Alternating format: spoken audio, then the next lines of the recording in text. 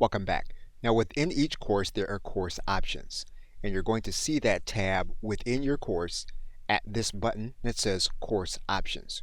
We're going to click on that link.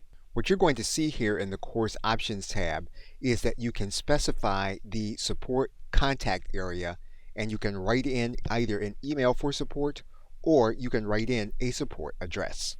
Once you've done that, you can then either save and exit or you can continue the process. Now you're going to see here that if you have a subscription product, you have options that you can execute regarding a failed subscription payment. So for example, we're going to pull the drop-down menu here, and you can pause dripping new content until a payment is made, or you can disable all access until a payment is made.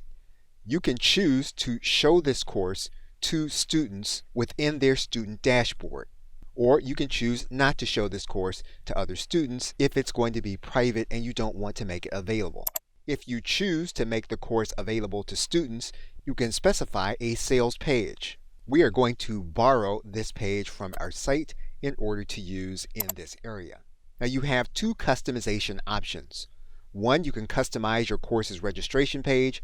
You can also customize the course's login page. We're going to cover that in a separate video.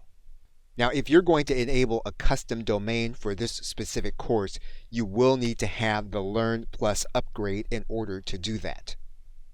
What you can now do is you can preview the page with the course options.